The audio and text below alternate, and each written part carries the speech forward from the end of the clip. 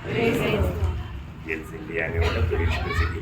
अभी बहुत नाम है, सब बहुत लोगों को सेवन में रहता हूँ।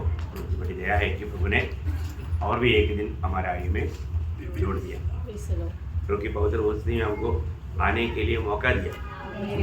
प्रभु के प्रति एक भूख प्यास भी बहुत बड़ी बात है।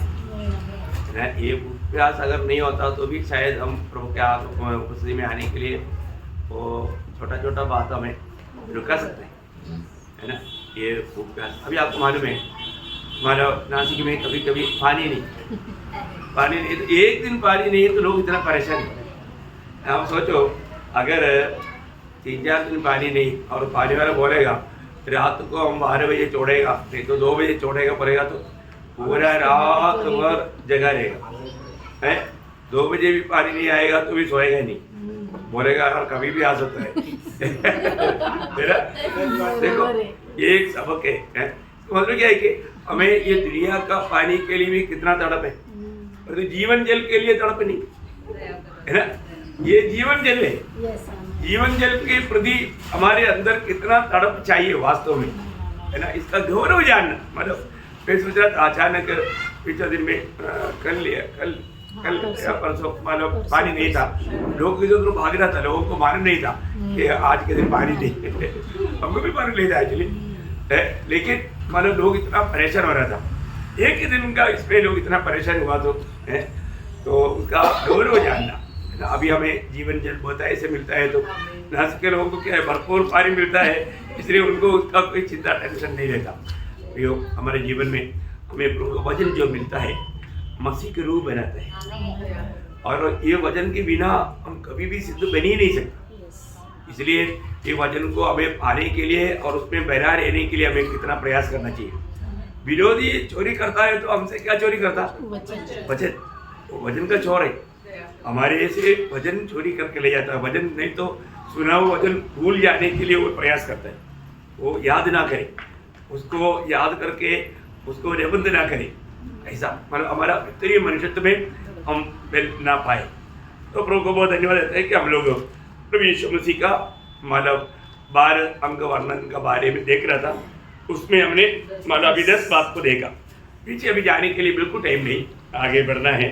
ये आखिरी समय में इतनी प्रकार का क्या क्या मतलब उपदेश के द्वारा भी धोखा खाने का भयंकर बात है। बहुत जल्दी आराम से लोग बल्क सकता है, और तो हम प्रभु का सत्य वचन खास करके है ना, रेवलेशन का किताब पढ़ाना और उसमें बना रहना बहुत धन्यवाद है, बहुत आशीष की बात है। तो मैं आग्रह करता हूँ, आज हम 18 से 20 तक का वचन पर ध्यान करेगा। 17 तक का वचन हमने फिनिश कर दिया है, 18 से 20 पर। मैं मर गया था और अब देख मैं युगानुयुग जीविता हूँ, और मृत्यु और अधोलोक की कुंजियां मेरे ही पास है। इसलिए जो बातें तूने देखी है और जो बातें हो रही है और जो बातें इसके बाद होने वाली है, उन सब को लिख ले, अर्थात उन 7 तारों का भेद जिन्हें तूने मेरे दाहिने हाथ में देखा था, और उन 7 सोने के दिवटों का भेद। वे 7 तारे 7 कलीसिया के दूत है, और वे 7 दिवट 7 कलीसिया है। देखो कितना अनोखी बात है। एकदम हम ऐसे पढ़ेगा तो इसमें कुछ इतना ज्यादा नहीं दिखेगा, है ना। अभी 18 वचन में वापस से पढ़ेंगे। मैं मर गया था और अब देख मैं युगानुयुग जीविता हूँ। बस देखो, मैं मर गया था, इसका मतलब क्या है कि मरने के बाद में मैं वापस जी उठा है। इसका मतलब अनेक जो पुनरुत्थान की प्रत्याशा हमें प्रदान करता, मरने के बाद के जीवन के बारे में हमको आशा दिलाता, है ना।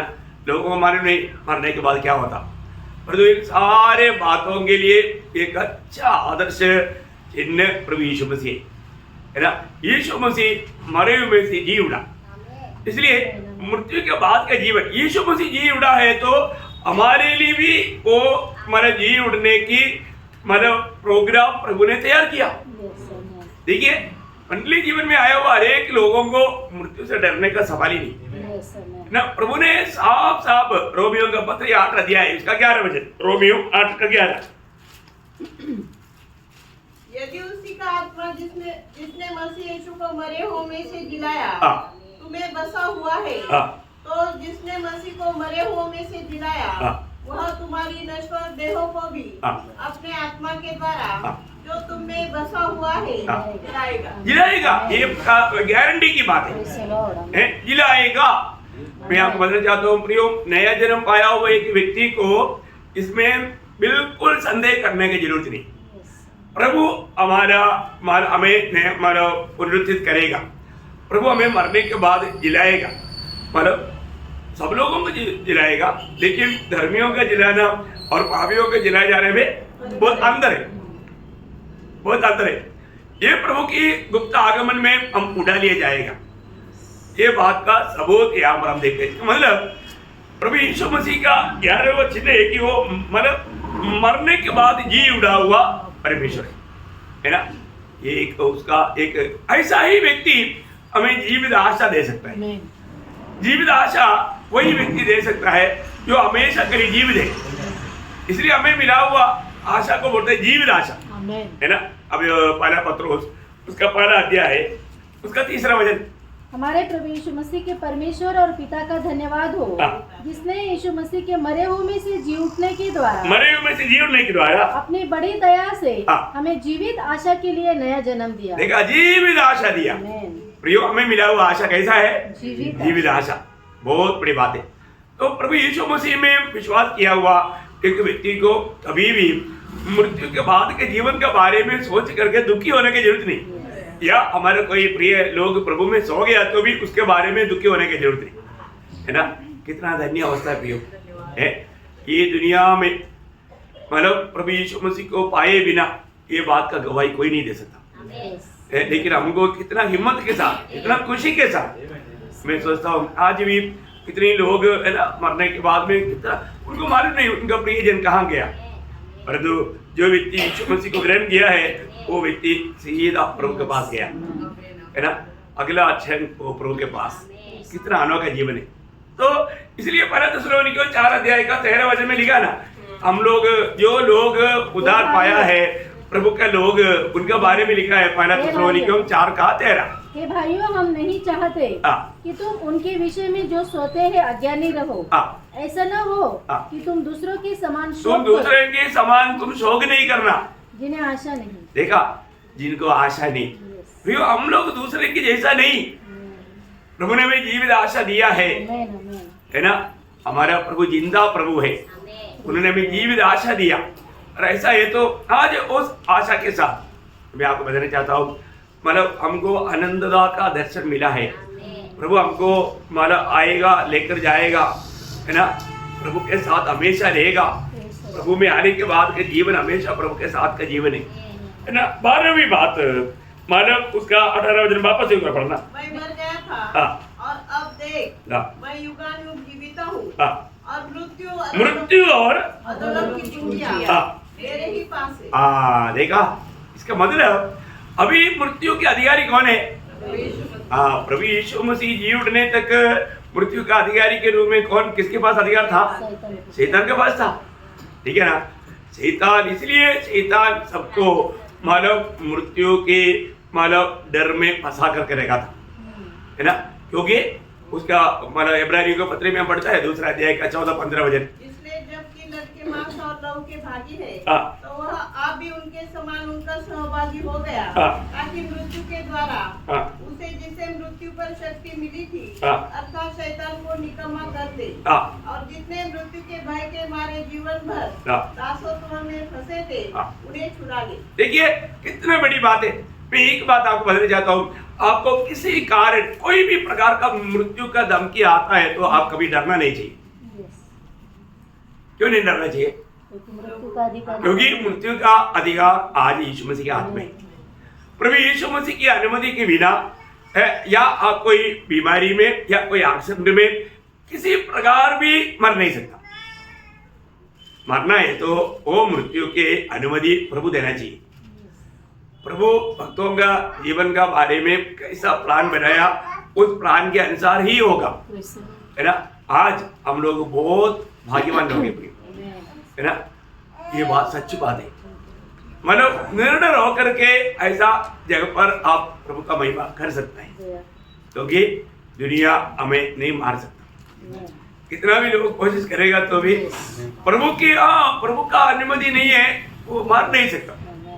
अभी आपको मालूम है जब इयोब के जीवन में बड़ा परीक्षा हुआ था, परीक्षा में इयोब का सारा संपत्ति को शैतान ने उड़ाया, लेकिन आखिर में शैतान बोलता है तुम्हारा खाल के बदले करेगा तो शरीर पर छुएगा तो वो तुम्हें इनकारेगा।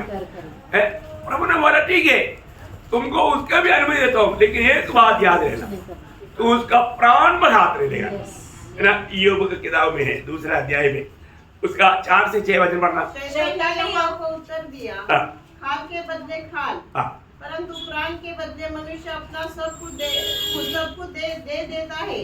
इसलिए अब केवल अपना हाथ बढ़ाकर उसकी हड्डियां और मांस छू, तब वह तेरे मुंह पर तेरी निंदा करेगा। यहोवा ने शैतान से कहा, सुन, वह तेरे हाथ में है, केवल उसका प्राण छोड़ देना। तेरा मतलब केवल उसका प्राण छोड़ देना, बोले प्राण पर तो हाथ नहीं लगाना। देखा, मतलब शैतान प्रभु का अनुमति बिना मतलब किसी के ऊपर ऐसा कुछ कार्रवाई नहीं कर सकता। प्रभु उसके लिए एक सीमा रखता है।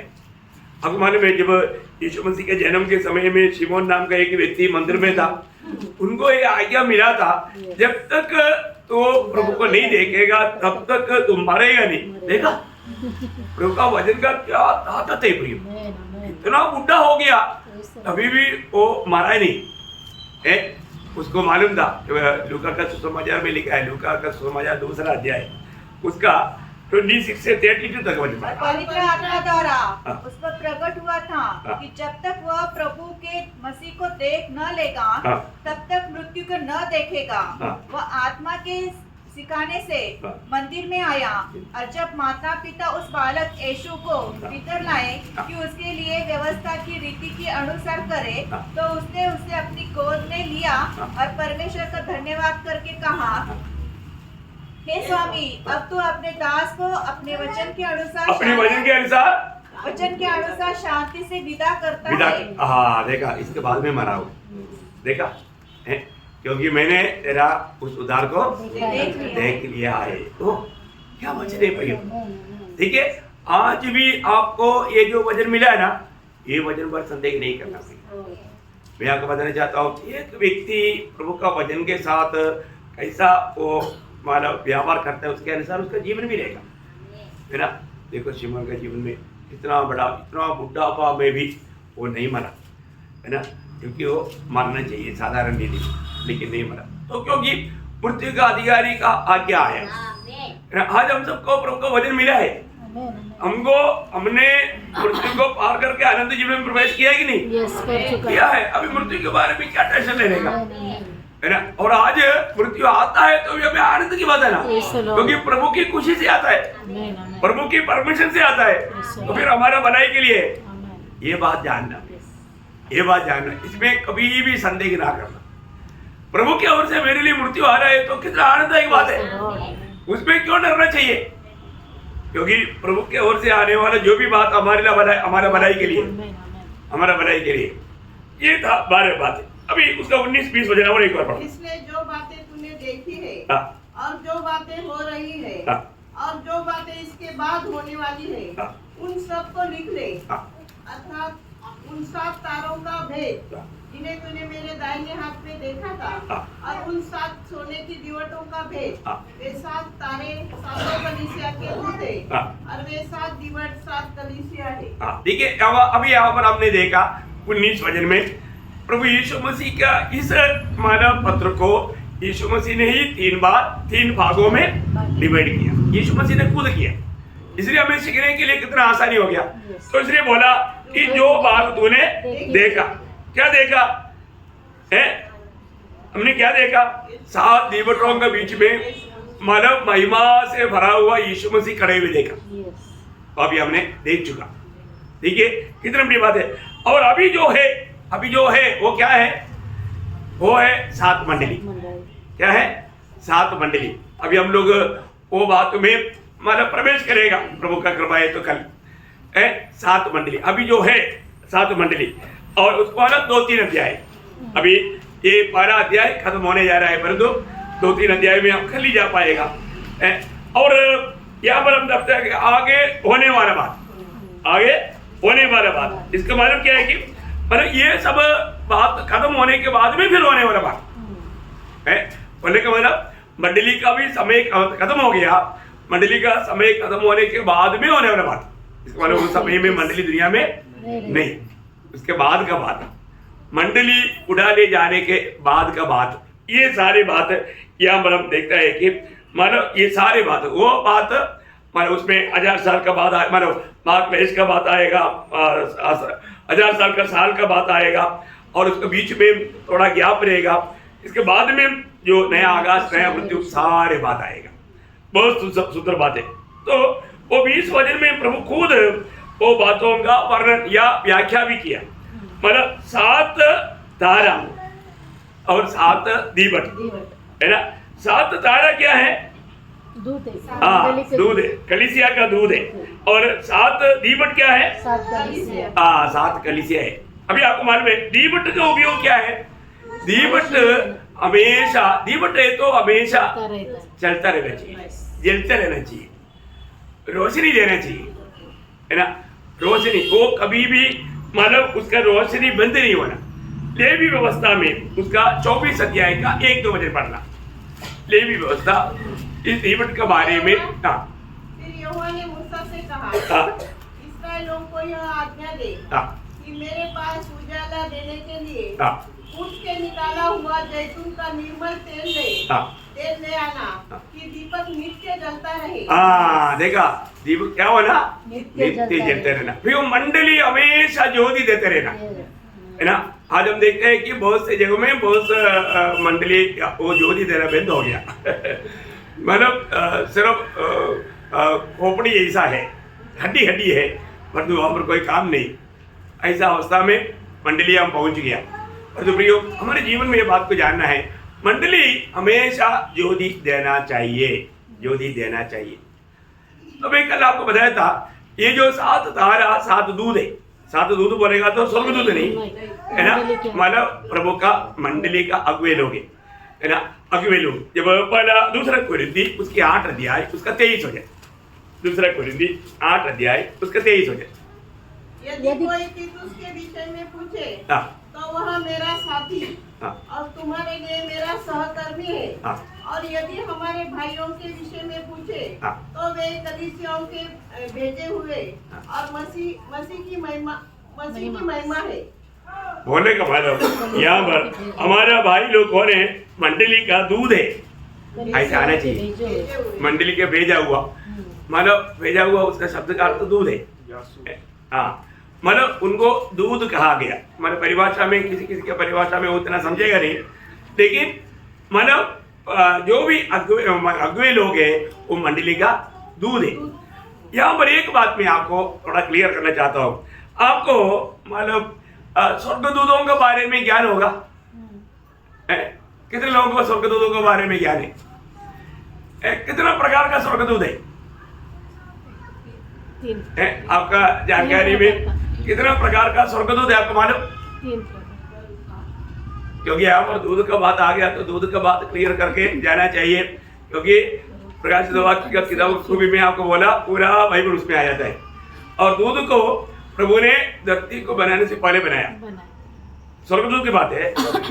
तो कितना प्रकार का दूध है आपका जानकारी में? कितना प्रकार का दूध? दूध बोलेगा तो सिर्फ एक ही प्रकार का नहीं, कई प्रकार का है। तो कौन कौन सा प्रकार का है? प्रकार मेरा शब्द समझ में है ना?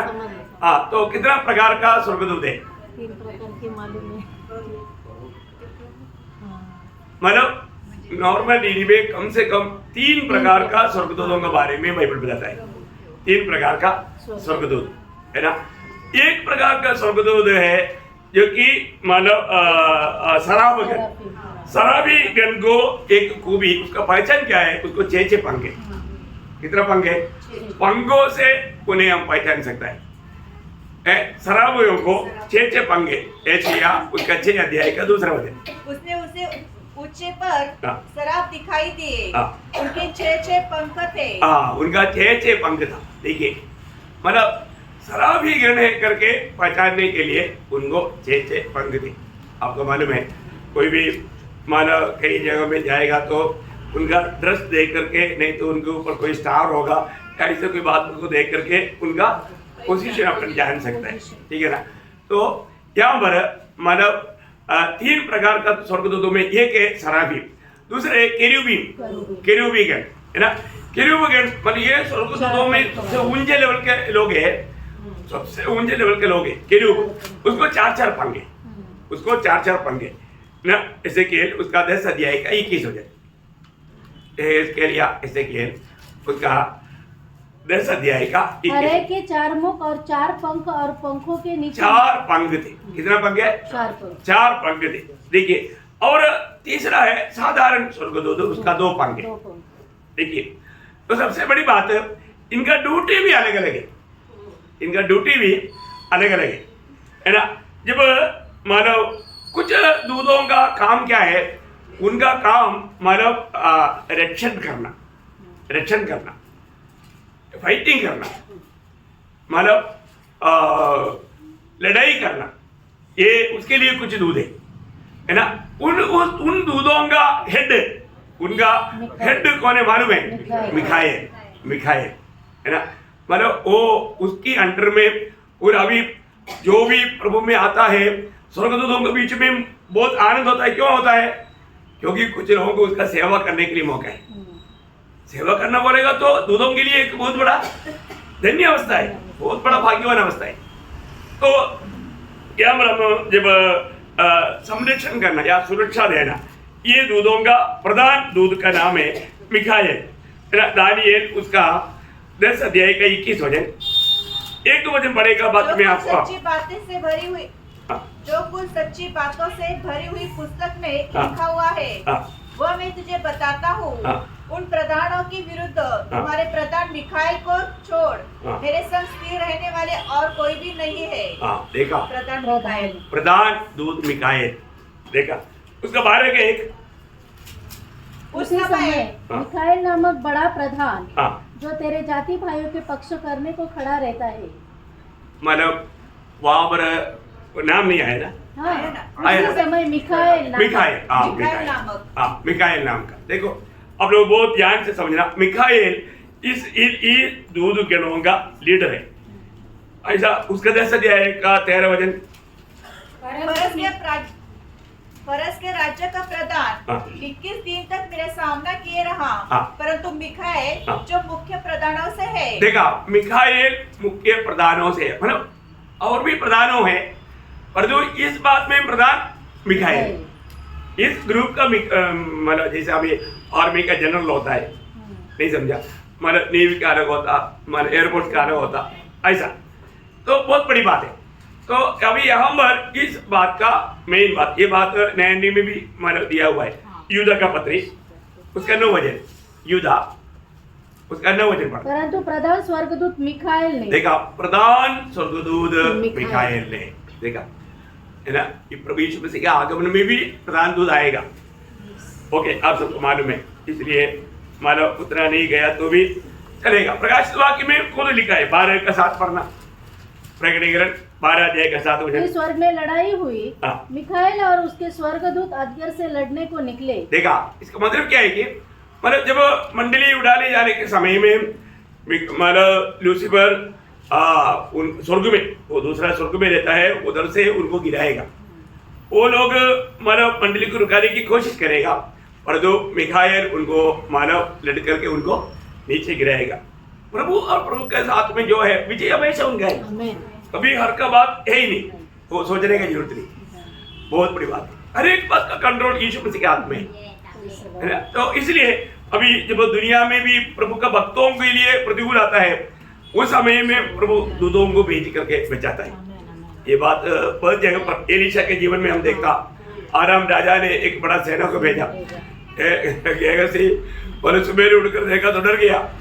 लेकिन हम देखते हैं कि वहां पर दूसरी राजा उसका 6 अध्याय का 18 वचन, जब आरामी उसके पास आए तब एलीशा ने यहोवा से प्रार्थना की कि इस दल को अंधा कर डाल।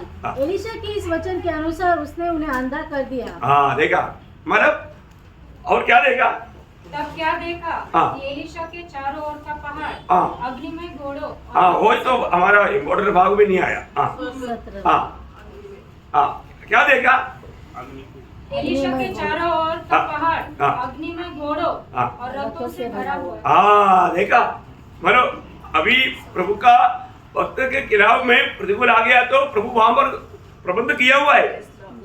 प्रेज द लॉर्ड, कितनी बड़ी बात है ना।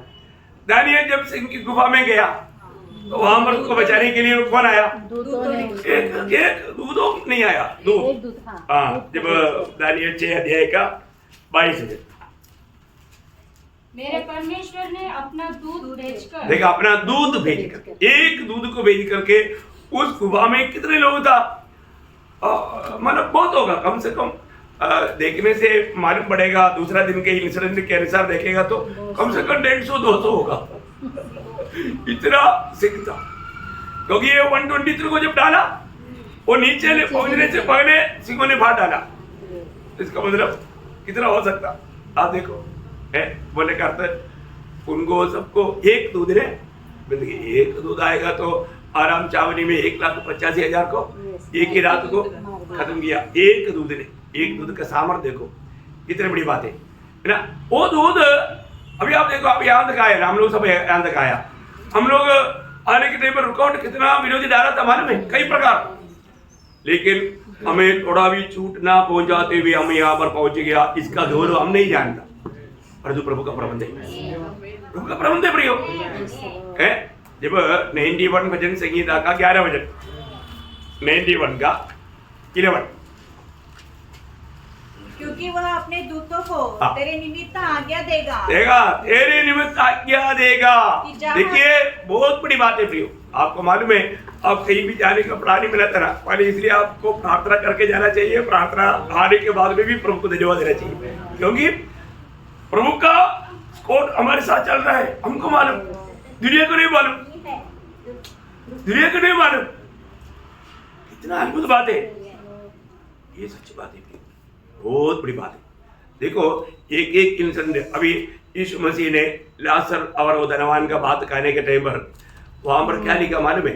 लाजर जब मर गया तब मतलब एक स्वर्गदूत नहीं है ना, उनकी सेवा में लगा हुआ स्वर्गदूतों ने, मतलब उनके उस कष्ट में उनके साथ कितना स्वर्गदूत था।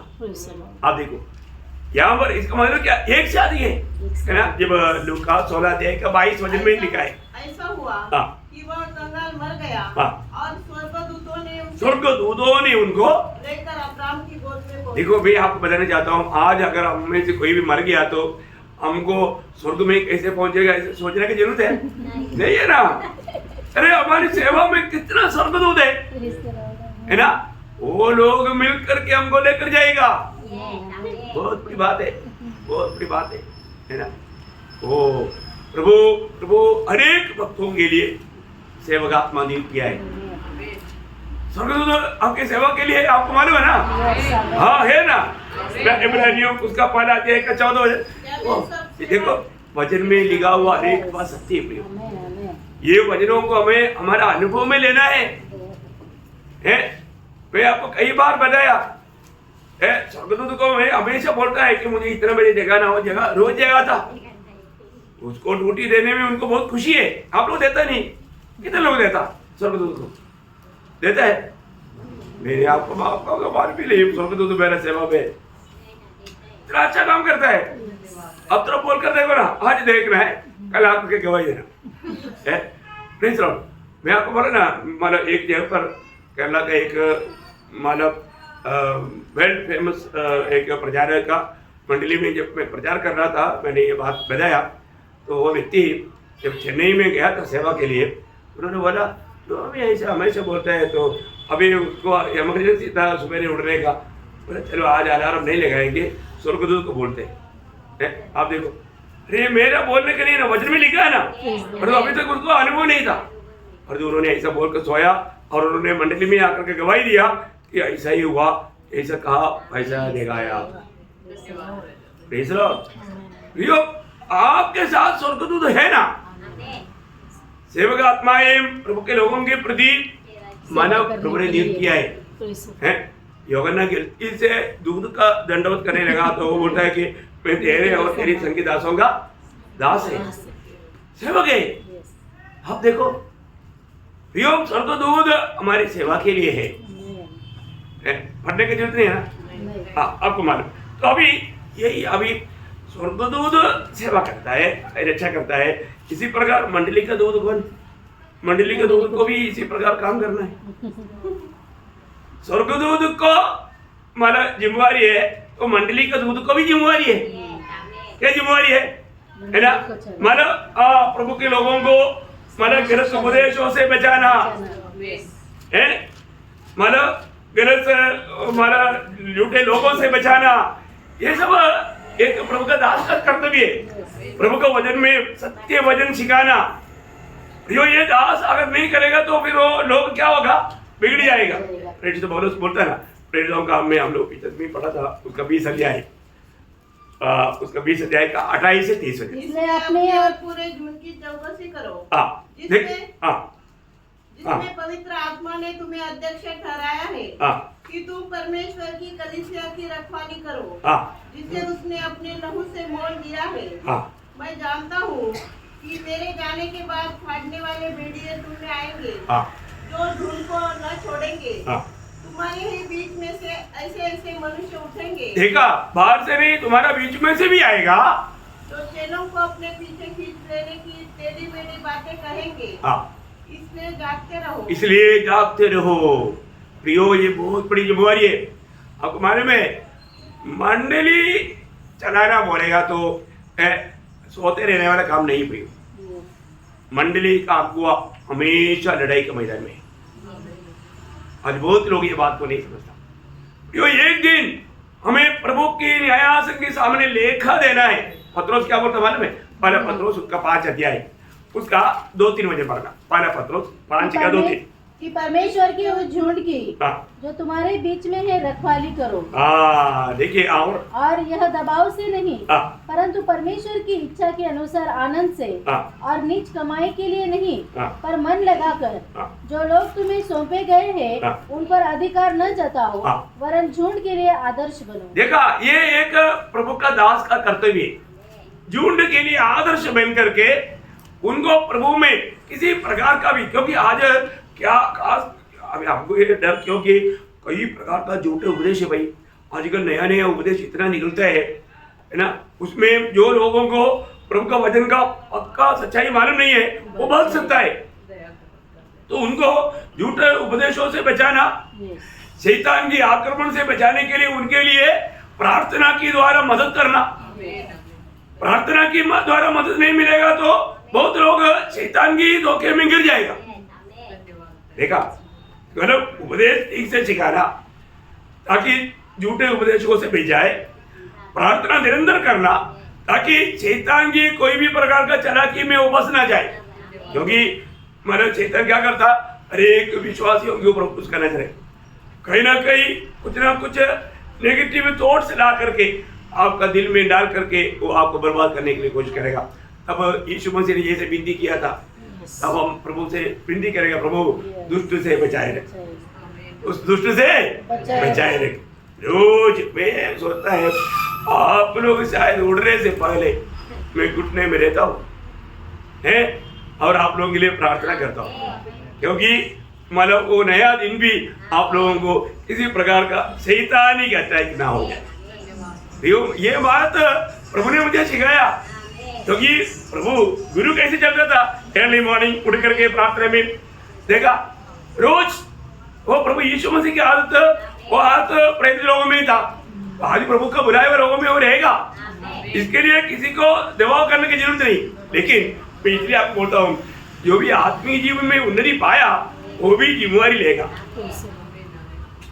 अगर आत्मीय जीवन में उन्नति पाया, उसका चिन्ह क्या है, उसको कुछ वहां बोलते हुए मतलब मंडली के प्रति उनको जलन हो जाएगा, मंडली के प्रति उसको जिम्मेवारी आएगा। फिर मंडली में मैं एक सिर्फ बच्चों की जैसा सुनना जाना आना जाना, नो नो नो नो, मैं प्रभु में आगे बढ़ गया है। अभी मुझे मंडली में कर्तव्य है, मेरा बाकी भाई बहनों का मैं उनको उनके लिए आदर्श बनना है, उन्हें प्रोत्साहन करना है, उनको जिताना है, उनका ढीला चाल को सुधारना है, बहुत प्रकार का बातों का बोझ उसको प्रभु देगा। कौन किसको देगा? जो आत्मीय जीवन में बढ़ गया। आत्मीय जीवन में बैठा नहीं है तो अभी आप देखो ना, एक बच्चा बड़ा हो गया है, 20 साल का हो गया, 20 साल का होने के बाद में भी अभी भी मतलब उसको बिस्तरे में चाय लाकर देना वो चाय कभी पिलाएगा नहीं बना करके, अभी भी चपाती नहीं बनाएगा, खाना नहीं बनाएगा, किस काम का? इसका मतलब क्या है? वो बड़ा नहीं, अभी भी वो बच्चा है। बच्चे का अवस्था कितनी दुखदायी बात है प्रियो। समय के अनुसार हमें बढ़ना चाहिए। नासिक मंडली का हर एक लोग मैं आशा करता हूँ प्रियो, बहुत हमें जिम्मेवारी है, मैं आपको बोलता हूँ वो जिम्मेवारी समझने वाला, इसका मतलब वो बढ़ गया, इसका चिन्ह है। अच्छा, एक प्रकार का ये दूध है, दूसरा प्रकार का दूध क्या करता है? दूधवाही है, दूधवाही संदेश देने वाला, उसकी हेड गब्रिएल है, उसका हेड गब्रिएल है। गब्रिएल बहुत जगहों में खास प्रभु का संदेश गब्रिएल के द्वारा पहुंचाया जाता है ना। ये पहुंचाने के लिए भी मतलब इतना जिम्मेवारी के लोगों को प्रभु नियुक्त करता, बहुत महान मतलब नियुक्ति बोलेगा उसको। जब दानिएल 8 अध्याय का 16 वचन, दानिएल 8 का 16। तब मुझे नदी के बीच से एक मनुष्य का शब्द सुन पड़ा, जो पुकार कर कहता था, हे जिब्राइल, उस जन को उसकी देखी हुई बातें समझा दे। देखा, गब्रिएल को वहां पर भेजा। किसको भेजा? गब्रिएल। उसका 9 का 21। तब वो पुरुष जब्रिएल जिसे मैंने उस समय देखा, जब मुझे पहले दर्शन हुआ था, वह उसने वेग से दौड़े। बस यहाँ पर भी संदेश कौन लेकर आया? गब्रिएल, है ना। लूका उसका 5 अध्याय उसका 19 से जब पढ़ेगा तो 26 तक पढ़ना चाहिए, लेकिन इतना टाइम नहीं। स्वर्गदूत ने उसको उत्तर दिया, मैं जिब्राइल हूँ। मैं गब्रिएल हूँ। कौन है? जिब्राइल। मैं जिब्राइल। हमारा मलयालम भाषा में गब्रिएल बोलते हैं, इसलिए गब्रिएल बोला। गब्रिएल। ओके। तो आप लोग मतलब कोई हेज़केल बोलता है, कभी एजेकिएल बोलता, दोनों एक ही है वो भाषा का थोड़ा फर्क में है, इसलिए आप लोग उसको समझना। ओके, तो यहाँ पर मानव दूधवाही, प्रभु का दूध देने वाला, प्रभु का संदेश देने वाला। अभी आपको मालूम है कि प्रभु का मंडली का संदेश देने वाला प्रभु का दूध है, प्रभु का दास। प्रभु का दास का कैसे कर्तव्य है? स्वर्गदूत जो संदेश लाएगा वो संदेश जैसा बोलेगा वैसा होगा, है ना। अभी मानो जकरिया के पास प्रभु का दूध ने वजन बजाया, उसने संदेह किया, तब पनिशमेंट मिला। जब तक यूहन्ना का जन्म नहीं हुआ तब तक वो भूखा रहा। तो मन प्रियो, प्रभु के संदेश प्रभु के दास के द्वारा जब मंडली को आता है, उसमें भी कोई अनसुनी करना इतना गलती है, आप जानना प्रियो, ये हल्का बात नहीं। और प्रभु का दास का कर्तव्य है प्रभु से उन बातों को प्राप्त करके मंडली को दे। ये नहीं बस के लिए कैसे भी कथा कहानियों में बोल करके समय पास करें, नो, ऐसे नहीं प्रियो। सब लोग एकदम अलर्ट रहना। प्रभु का वचन में जब प्रेरितों काम में प्रेरित पौलुस का अपना दिल की गहरा गवाही 20 का 20, और जो बातें तुम्हारे लाभ की थी उनको बताने और लोगों के सामने और घर घर सिखाने से कभी न झिझका, कभी नहीं झिझका। देखिए, आत्मिक बढ़ोतरी के लिए जो भी बातें हैं, मैं आपको बताना चाहता हूँ, आपको यहाँ पर जो भी बात बताता है प्रयोग, बिल्कुल आप आनंददा में बड़े सम्मान पाए उस रेचे में ही बताता है, समझाता है ना। कभी कभी किसी को थोड़ा बुरा लगता होगा, लेकिन मैं आपको बताना चाहता हूँ, है ना। इसलिए बोला आप लोग आत्मीय जीवन में कहाँ मरे, एक एक लोगों का अवस्था पहचान करके वो सावधान रहना पड़ता है ना। एकदम बचपना का अनुभव से बढ़ना चाहिए हमारा आत्मीय जीवन। आज कहाँ मरे, है ना। कभी भी हम लोग एकदम छोटी छोटी बातों में दुखी होना, निराश होना, याद छोड़ना, कितना दुख की बात है। हमारा आत्मीय जीवन में कुछ भी बढ़ोतरी नहीं हुआ, उसका चिन्ह होगा। ओके, उसका 27 वचन पढ़ना, 20 का 27। क्योंकि मैं परमेश्वर के सारे अभिप्राय को तुम्हें पूरी रीति से बताने से न झिझका। देखा, मतलब पौलुस ने चेहरा देख करके संदेश या प्रचार नहीं किया। किसको अच्छा लगे बुरा लगे वो बात नहीं, उसको मदद नहीं। परंतु प्रभु ने जो भी बताया उन्होंने दिल खोल कर वो सब मंडली को बताया। यो एक दिन लेखा देना पड़ता। इस वचन में किसी प्रकार भी अपनी मनमानी में वचन को या प्रभु ने दिया हुआ संदेश को बदल नहीं सकता। इसमें जोड़ना तोड़ना दुनिया वो करता है, उस समय में भी करता था, नहीं तो वो कुरिन्थ मंडली को ऐसे नहीं लिखता। उस समय में दूसरा कुरिन्थी उसका दूसरा अध्याय का 17 वचन, क्योंकि हम उन बहुतों के समान नहीं। उन बहुतों की, इसका मतलब उस समय में भी बहुत लोग क्या करता था, वचन में मिलावट करता था। यो मैं आपको बताना चाहता हूँ, नासिक की मंडली में आपको जो भी प्रभु को उपस्थिति में मिलता है प्योर है, प्योर। थोड़ा भी लोग बोलते हैं ना, है लोग दूध में पानी डालता है, कई जगह पर पानी में दूध डालता है। दोनों बहुत गलत बात, दोनों बहुत गलत बात। ओरिजिनल मैं आपको बताया ना एक बात, एक हमारा देश में जाने के टाइम पर जब मद्रास होकर के जब जाएगा वहाँ पर सड़क में बहुत लोग मधु बेचते हैं, मधु है ना, हनी समझिए है ना। तो हम लोग गाड़ी रुक करके उसको लेता है। तब आपको मालूम है मधु बेचने वाला क्या करता, वो शक्कर का पानी, गुड़ का पानी मालूम नहीं पड़ता इतना जल्दी, है ना। तब एक बार एक व्यक्ति का हमने लाइन से ऐसे लोग खड़ा रहता है ना। एक बार उनको हमारा पूछा कि ये ओरिजिनल है क्या, तो क्या बात है कि आया मैं विश्वासी, क्या बात, मैं विश्वासी है, मानो ये ओरिजिनल है, मैं विश्वासी है, हम दूसरों के जैसा नहीं, ओरिजिनल देता हूँ, ओरिजिनल था, ओरिजिनल। बाकी उधर पड़ोस में और लोग है उसमें मिलावट है, पर ये ओरिजिनल है। ओरिजिनल मिलना कितना अच्छा बात है प्रियो। हम ओरिजिनल देना, प्रभु का सत्य वचन देना, थोड़ा भी मिलावट नहीं करना। इसलिए जब यिर्मयाह नबी में जब बताया ना वचन पाया हुआ लोगों के बारे में कहता है, यिर्मयाह 23 अध्याय का 28 वचन, यदि किसी भविष्यवक्ता ने स्वप्न देखा हो तो वह उसे बताए, परंतु जिस किसी ने मेरा वचन सुना हो, जिस किसी ने मेरा वचन सुना हो तो वह मेरा वचन सच्चाई से सुनाए, सच्चाई से, देखा, सच्चाई से बिना मिलावट का सुनाए, थोड़ा भी उसमें मिलावट ना हो। मिलावट का सुनाना और जैसा प्रभु ने कहा वैसा ही करना, उसको जिसको इस बात में सीरियस लेना है सीरियसली बोलना, बहुत गंभीर बात है। बोलने का अर्थ वचन बोलने के समय में भी हमारा दिल की आंखें प्रभु की ओर लेकर रहना चाहिए। प्रभु आनंद देखे नहीं, प्रभु आनंद देखे नहीं, दुनिया खुश रहेगा, दुनिया की मतलब उनको अच्छा आनंद लगने वाला बात सुनेगा तो, लेकिन उससे प्रभु खुश होना जरूरी नहीं। तो इसमें यह भी एक खास बात है, पहला थिस्सलुनीकियों 2 अध्याय का 4 वचन में और उसे ये बात पर भी थोड़ा गौर देता है। ये गौर देने वाला बात है, बहुत लोग नहीं समझता।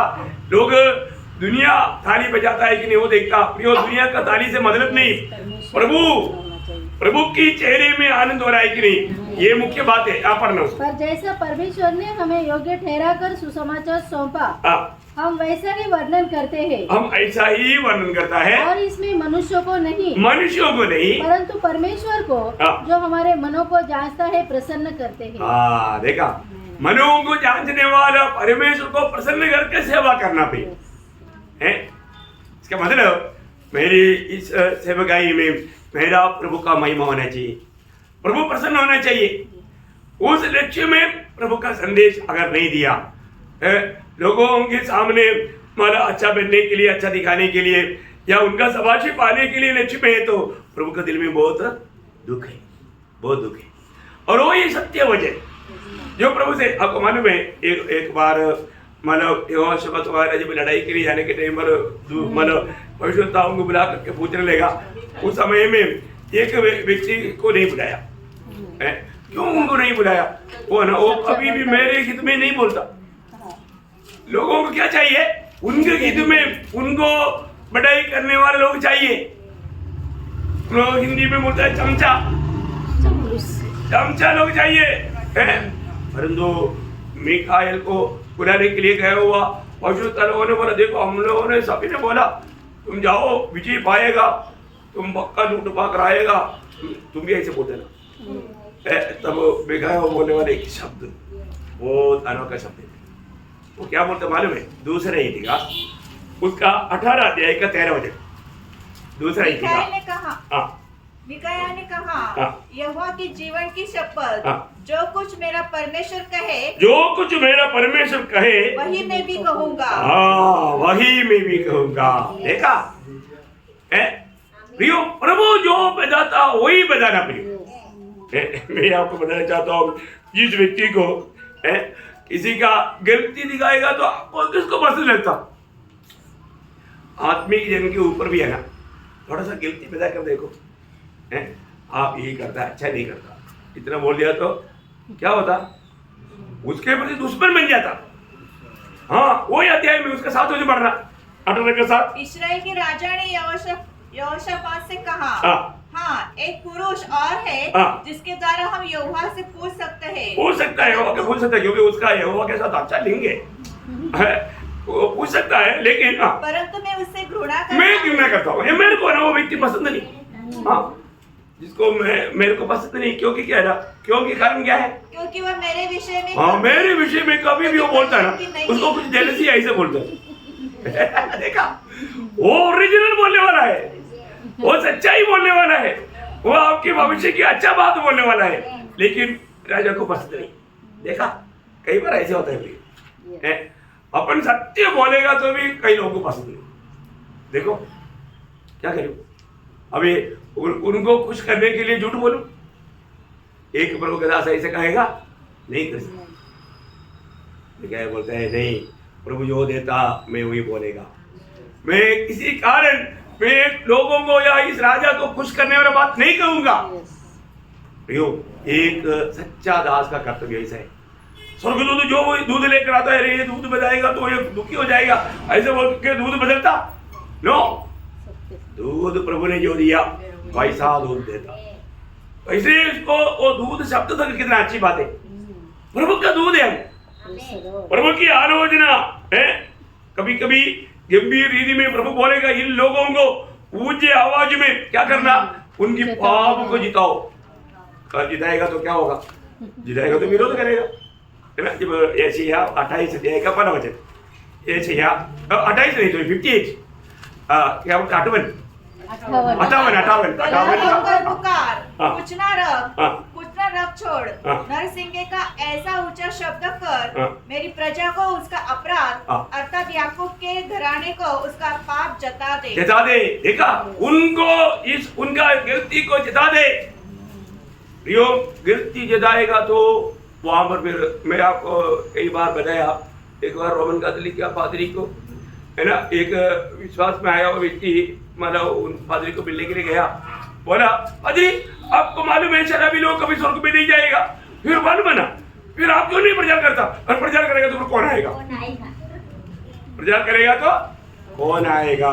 देखा, इसका मतलब क्या है? लोगों को सच्चाई न बोलना।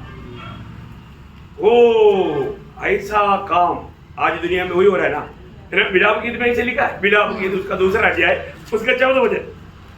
प्रियो, लोग झूठा प्रचार करता, सत्य वचन की लोगों को चाहत भी नहीं। लोगों को उनको मतलब खान में अच्छा लगने वाले बातों से उनको खुश करके भेज देता। ये सेवा फिर प्रभु का सेवा ही नहीं। तेरे भविष्यवक्ताओं ने दर्शन का दावा करके तुझसे व्यर्थ और मूर्खता की बातें कही है। उन्होंने तेरा अधर्म प्रकट नहीं किया। देखा, तेरा अधर्म प्रकट नहीं किया, नहीं तो तेरी बंधुआई न होने पाती।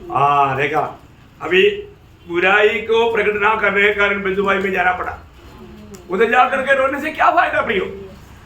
अरे उसने हमको धोखा दिया, अभी बसो, अभी खाओ। कितना भयंकर बात है प्रियो। अपने जीवन में प्रभु का दासों का एक बहुत बड़ा कर्तव्य है, भली बात तो वचन को सीधा वैसे ही बताना।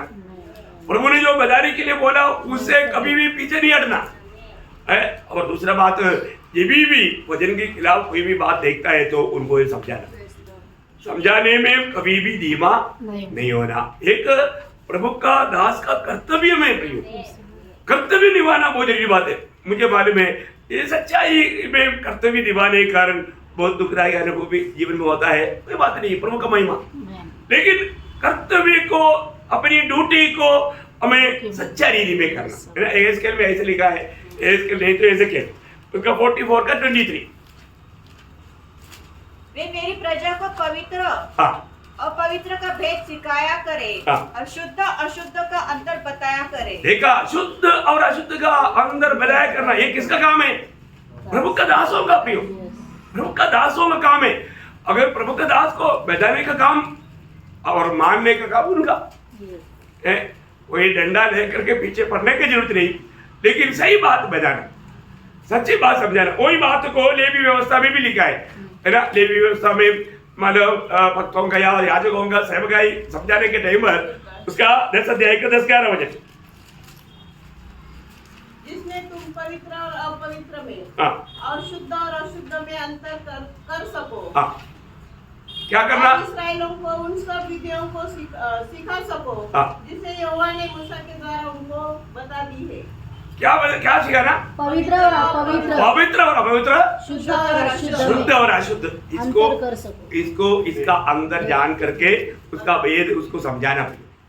देखा, कई लोग इतना नहीं समझता है ना, इसलिए धोखा खाता है। मैं आपको बताना चाहता हूँ, मैं एक विश्वासी है तो जिन जिन बातों से हमें दूर रहना भाई। दुनिया हमको शायद बहुत कुछ बोलेगा। मैं आपको बोलता हूँ, मुझे मानो प्रभु में होने के कारण सर्विस में अपना बड़े अच्छा दोस्त लोगों का भी पार्टियों में मैं शामिल नहीं हो पाता। तो लोग बोलेगा तुम्हारा क्या दोस्ती, तुम्हारा पार्टी में भी वो नहीं आया ना। देखो ऐसा पार्टी में क्या है, शराब इसलिए नहीं जाता। उसको भी मालूम है, मालूम कितना भी दोस्ती है, वो प्रभु का बात से बढ़कर कोई बात में नहीं जाएगा। देखा है, ऐसा बात है प्रियो। एक गलत जगह में खास करके कई लोग मतलब संगति भी छोड़ देगा, आराधना भी छोड़ देगा, लोगों को खुश करेगा प्रियो। लोगों को अभी तक गलातियों में 1:10 में क्या लिखा? यदि मैं अभी तक मनुष्य को प्रसन्न करता है तो परमेश्वर का दास नहीं। परमेश्वर का दास नहीं प्रियो। मनुष्य को खुश करने के पीछे हम परमेश्वर की विधियों को तोड़ देता है, ढाल देता है, तो अपने को प्रभु का जन कहना व्यर्थ है प्रियो। ये तो आपका कैलकुलेशन में सही हो सकता है, परंतु प्रभु का दृष्टि में गलत है प्रियो, गलत है। हमें एक बात जानना, जिस बात में प्रभु आनंद नहीं होता हमें उससे दूर रहना चाहिए, है ना। मैं तो अपना बंधु लोगों का भी मतलब मेरे भाई बहनों का भी जो विश्वासी नहीं, उनका शादी में तक मैं शामिल नहीं हुआ, उनकी बच्चों की शादी में मैंने शामिल नहीं हुआ।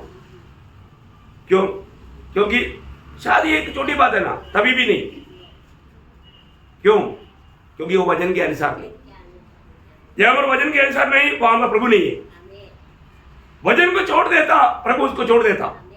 इसलिए हर एक बातों में प्रियो, छोटी छोटी बातों में भी हमें सावधान रहना है। हमें लोगों को खुश करके जाना है तो लोग क्या सोचेगा, मेरा वो क्या सोचेगा, मेरा ये क्या सोचेगा, नो छोड़ो।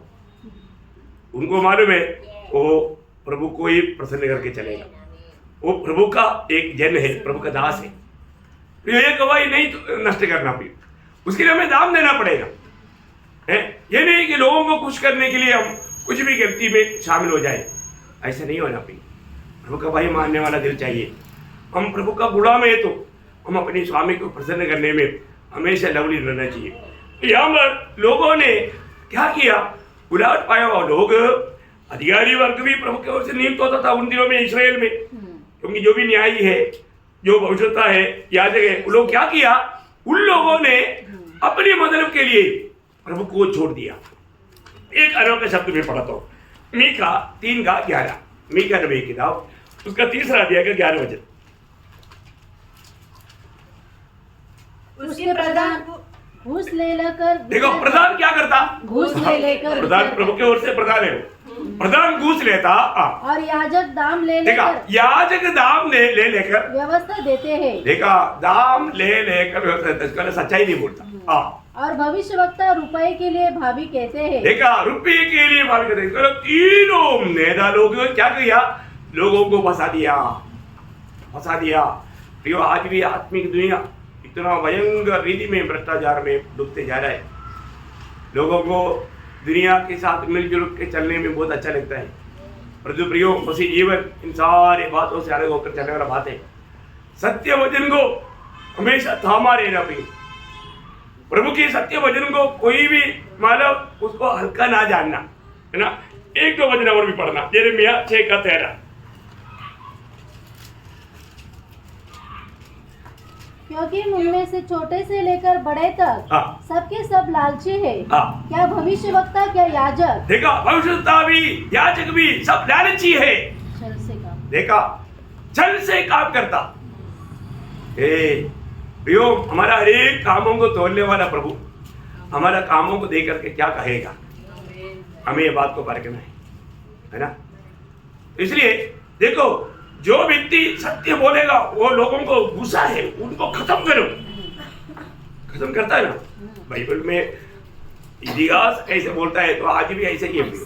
सत्य बात बोलने वालों को ये दुनिया से खत्म करने के लिए बहुत कपट भक्तों का भी लक्ष्य है ना। उस समय में भी मालूम, आपको मालूम है, मतलब बपतिस्मा देने वाला यूहन्ना, उसने कोई गुनाह नहीं किया, लेकिन हेरोदेस ने उसको पकड़ कर जेल में डाला।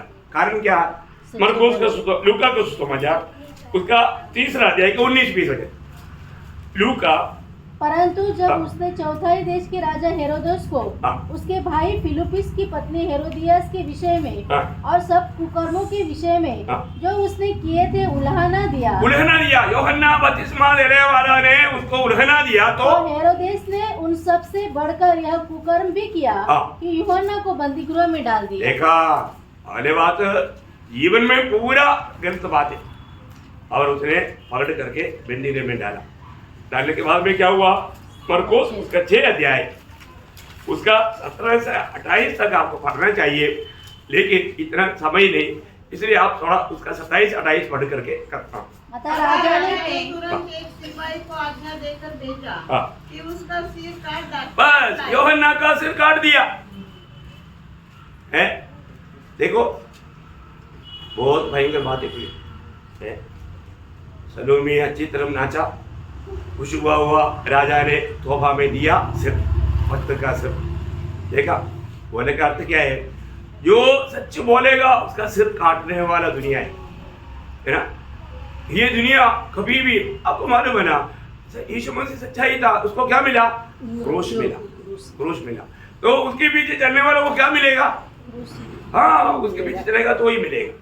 मरने के लिए तो बुलाया है ना। तो कोई भी समय में सत्य बोलता था, जब भविष्यवक्ता लोग भी जो सच्चाई बोला, उनकी अवस्था क्या रहेगा? उनको खत्म करो पूरा दुनिया, है ना। एक वचन पढ़ना, यिर्मयाह 26 का 11। यिर्मयाह 26 अध्याय का 11 वचन। तब याजकों और भविष्यवक्ताओं ने हाकिमों और सब लोगों से कहा, यह मनुष्य प्राण दंड के योग्य है। ये मनुष्य सच्चाई बोलने वाला यिर्मयाह, अभी उसको खत्म करो। देखा, ये है ये दुनिया। प्रभु का वाणी पा करके प्रभु का नाम की महिमा के लिए जिताने वालों को दुनिया देने वाला बात है बोलती। आज का दुनिया को क्या चाहिए? वचन में सब इतना क्लियर लिखा ना, लोगों को उनको सिर्फ आना जाना, थोड़ा मजा करना, बस, है ना। जब 2 तिमोथी उसका 4 अध्याय उसका 3-4 क्योंकि ऐसा समय आएगा। अभी आ गया, ये 2000 साल पहले लिखा। ऐसा समय आएगा जब लोग खरा उपदेश न सह सकेंगे। देखा, खरा उपदेश नहीं सह सकेगा, फिर वो क्या सहना चाहता? पर कानों की खुजली के कानों का खुजली मिटाना। देखा, अपने अभिलाषाओं के अनुसार अपने लिए बहुत से उपदेशक बटोर लेगा। ऐसे लोगों को वो लोग खुद बटोर करके वो लोग आत्मीय जीवन का आनंद में नाचते रहेगा। हो, ऐसा नाच का नहीं, बड़ा मजा आया। कई विश्वासी लोग भी ऐसा गलत संगति में जाकर के बोलता है ना, पूरा चमड़ा उतर जाता। है ना। ऐसा गलत जगह पे जा करके उधर गलत बातों में शामिल होकर के आकर के बोलेगा मजा था, क्या मजा था, पाप करके आया, प्रभु का निंदा करके आया, उनका दिल गवाही दे रहा है, लेकिन इधर आकर के ऐसे नहीं बोलेगा, झूठ बोलेगा। प्रियो, प्रभु का दास कैसे होना चाहिए? प्रभु का दास प्रभु का सत्य वचन को ठीक से, है ना। एक सुंदर एक वचन है, आप लोग सबका ध्यान में रहना है। तीतुस दूसरा अध्याय का 8 वचन, एक दास का सच्चा और कर्तव्य। ऐसी खराई पाई जाए कि कोई उसे बुरा न कह सके, हाँ। जिससे विरोधी हम पर कोई दोष लगाने का अवसर न पाकर हाँ। लज्जित हो। तेरे उपदेश में सफाई, तेरे उपदेश में सफाई, गंभीरता और ऐसी खराई पाई जाए, ऐसा कराई पाए जाए। 7 देखा, का लास्ट है? 7 का लास्ट में। अच्छा 7 के लास्ट। हाँ, मैं फिर वही आठ। देख रहा था कि मैं सोचा वो वजन आया नहीं। 7 है। हाँ, 7 वजन है आपका, मेरा इसमें 8 है। उपदेश में खराई, सफाई, सफाई, उपदेश में सफाई, गंभीरता और गंभीरता, और ऐसी खराई पाई, ऐसे कराई पाई जाए। उस पत्ती वजन, एकदम पत्ती वजन, यही है एक अच्छा दास का एक बहुत बड़ा कर्तव्य। प्रभु को मैं धन्यवाद देता हूँ। तो आज मैं थोड़ा सा आखिरी दूध का भी बात को जल्दी बता करके 5 मिनट में खत्म कर दूंगा। तो तीसरा मतलब दूधगण, वो दूधगण कौन है? दूधगण का ड्यूटी वो है माना आराधना करना। क्या करना? आराधना करना, मतलब फाइटिंग करना और दूध देना और यहाँ पर आराधना करना। तीसरा जो उनका कर्तव्य मतलब कामों का बारे में समझ में आ रहा है ना? क्लियर होना चाहिए आपको। यशायाह 6 अध्याय का 1 से 3। जिस वर्ष उज्जैन राजा मरा, मैंने प्रभु को बहुत ही ऊंचे सिंहासन पर विराजमान देखा, और उसके वस्त्र के घेर से मंदिर भर गया। उसने ऊंचे पर सराब दिखाई दिए, उनके 6 पंख थे। 2 पंख से वे अपने मुंह को ढके थे, और 2 से अपने पाँव को, और 2 से उड़ रहे थे। वे एक दूसरे से पुकार पुकार कर कह रहे थे, सेनाओं का यहोवा पवित्र पवित्र पवित्र है, सारी पृथ्वी उसके तेज से भरपूर है। बोलने का अर्थ यहाँ पर आराधना करने वाला दूधगण। देखिए, आराधना करने वाला दूधगण। अभी आपको मालूम है आज दुनिया में प्रभु की आराधना करने वाले एक ही झुंड है, वो है मंडली। कौन है? मंडली। जो मंडली जीवन पे नहीं है वो आराधना कर ही नहीं सकता, वो कर ही नहीं सकता। क्यों नहीं कर सकता? क्योंकि आराधना हमारे आत्मा में करना है। क्योंकि प्रभु ने बोला ना, जब यूहन्ना का सुसमाचार 4 अध्याय का 23-24 वचन, बहुत सुंदर बात है प्रियो, हम लोग ये जानना। तो यहाँ पर आराधना करने वाला आनंददा में भी प्रभु की आराधना करके प्रभु को उससे मिलेगा, बहुत श्रेष्ठ पदवी है। परंतु वह समय आता है, वरन अब भी है, जिसमें सच्चे भक्त पिता की आराधना आत्मा और सच्चाई से करेंगे, क्योंकि पिता अपने लिए ऐसे ही आराधकों को ढूंढता है। परमेश्वर आत्मा है, और अवश्य है कि उसकी आराधना करने वाले आत्मा और सच्चाई से आराधना करेंगे। इसको मानो एक उदार पाया हुआ व्यक्ति नहीं तो आराधना कर सकता है? नहीं कर सकता, नहीं कर सकता, है ना। आराधना ये बिल्कुल आत्मा में आराधना है। प्रभु ऐसे आराधकों को मानो ढूंढता है, और जब तक एक व्यक्ति का उद्धार नहीं होता तब तक उसका आत्मा का अवस्था क्या है? मरा हुआ है। मरा हुआ क्या आराधना करेगा? मरा हुआ आराधना नहीं कर सकता। जिलाया जाना इसका मतलब उसका उद्धार होना, नया जन्म होना। हमें आराधना और अपना भाषा में बोलेगा तो रोमियो का पत्री 1 अध्याय उसका 10 वचन, रोमियो उसका 1 अध्याय का 10 वचन। और नित्य अपनी प्रार्थनाओं में विनती करता हूँ कि किसी रीति से अच्छा हिंदी में 9 में, सॉरी मैं अपना मलयालम में लिखा। परमेश्वर जिसकी सेवा में अपने आत्मा से उसके पुत्र के सुसमाचार के विषय में करता हूँ। मतलब सेवा, मतलब सेवा लिखा है, मतलब जिसकी आराधना, जिसकी आराधना मैं अपने आत्मा से करता हूँ, ऐसे हो शब्द है। जिसकी आराधना मैं आत्मा में मैं आराधना करता हूँ, आत्मा में आराधना, मतलब नया जन्म पाया है इसलिए हम आराधना कर पाएगा। हमारी आराधना ऐसे आराधकों को ही प्रभु चाहता है। इसका मतलब क्या है कि दुनिया की रीति में सोचने से बहुत बाहर की बात है ना। कई बार कई लोग मतलब ऐसा तर्क उधर करता है, आपने को बहुत दुख लगता है, लेकिन अपन कुछ बोलता है नहीं। पुराने नियम के लोगों का आराधना, पुराने लोगों को आराधना होता ही नहीं था प्रभु, वो आराधना कर ही नहीं सकता था। उस प्रकार की आराधना से प्रभु प्रसन्न नहीं होता था। बहुत बड़ी बात है। और उन बातों को नए नियम में लेकर आएगा तो कितना बड़ा धोखा की बात है, बहुत भयंकर मतलब इसका फर्क है। तो मैं आपको बताना चाहता हूँ, सबसे बड़ी बात, आत्मा में नया जन्म या आत्मा जिलाया गया वह लोग ही प्रभु का सच्चा आराधना कर सकता है। इसके बाद स्वर्गदूत वहां पर आराधना करता है, यहाँ पर हमारा आराधना भी होना जरूरी बात है। इसके मतलब हमें फाइटिंग करना जरूरी बात है, फाइटिंग का दूध है। हमें संदेश भी देना जरूरी बात है, क्योंकि संदेश दूध भी है। और हमें आराधना करना भी जरूरी बात है, क्योंकि आराधक दूधों का भी कर्तव्य है। ये तीनों दूध का कर्तव्य यहाँ पर आज हमें दुनिया में समझ में आ रहा है। वो कितना धन्यवाद है, हमने ये बात को जानना चाहिए, समझना चाहिए, है ना। क्लियर प्रकार मतलब हर एक लोग मतलब प्रभु भक्तों के लिए ये व्यवस्था क्लियर करके देता है। प्रभु का भक्त है तो 25 वचन संहिता का एक तो वचन पढ़ करके जल्दी खत्म करेगा, उसका 14 वचन पढ़ना, साम्स 25:14। यहोवा के भेद को वही जानते हैं, देखा, यहोवा के भेद को वही जानते हैं जो उससे डरते हैं। हाँ, मतलब उसकी संगति में रहता है और वह अपनी बातों उस पर प्रकट करेगा, प्रभु उसको प्रकट करेगा। उसका 9 वचन, वह नम्र लोगों को न्याय की शिक्षा देगा। हाँ, वह नम्र लोगों को अपना मार्ग दिखलाएगा। कितना बड़ी बात है, बहुत बड़ी बात है। तो इसका मतलब मैं आपको बताना चाहता हूँ, मंडली हमेशा सोने का दीवट है। सोने के दीवट का अर्थ आपको मालूम है, सोना हमेशा किस बात को दिखाता? ईश्वरीय स्वभाव, ईश्वरीय स्वभाव। प्रभु में आया हुआ मंडली की हर एक लोगों में क्या है? ईश्वरीय स्वभाव है।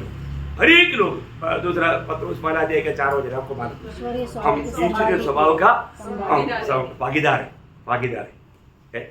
बहुत बड़ी बात है। इसलिए प्रयोग ओरिजिनल सच्चा मंडली को पहचानना और मंडली जीवन में हमें इतना आदर्श बनकर देना। तो यहाँ तक हम लोग आज मानव पहला अध्याय को यहाँ पर समाप्त कर रहा है ना। तो प्रभु का वचन कितना साफ है। मैं सोचता हूँ हम लोग उन बुद्धिहीन कुमारियों के नायक नहीं बनना चाहिए। हम लोग एकदम रोज आत्मा में भर करके प्रभु का इंतजार में, आगमन के इंतजार में रहना चाहिए, क्योंकि ऐसा समय में हम लोग है।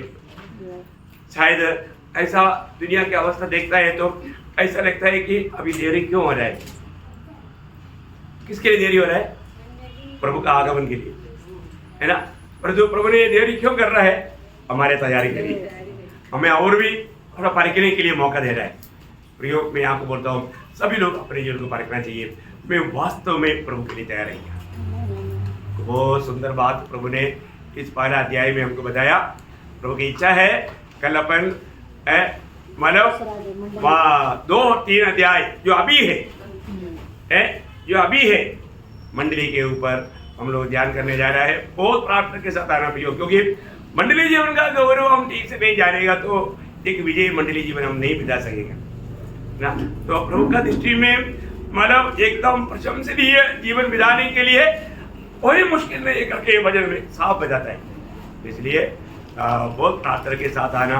कल से हम लोग अभी जो है वो बात को सीखने के लिए जा रहे हैं। अभी तक जो देखा वो बात को हमने देखा। कितना बड़ी बात है, हमारे प्रभु कितना महान है, कितना महान प्रभु है। तो उस प्रभु का जन्म बनकर जीने के लिए पूरे कृपा दिया, है ना। प्रभु का अनुग्रह हम पर इतना बड़ा रीति में हुआ। यो अनंत काल का बातें हम लोग सीखने जा रहे हैं। ये सारे बात प्रभु ने अपने वचन के द्वारा हमें प्रकाशित किया है। जानने की इच्छा में अगर आएगा तो प्रभु हमारे दिल का प्यास दे करके हमसे बोलेगा। प्रभु इन वचनों के द्वारा सबको आशीष दे, प्रभु को महिमा मिले।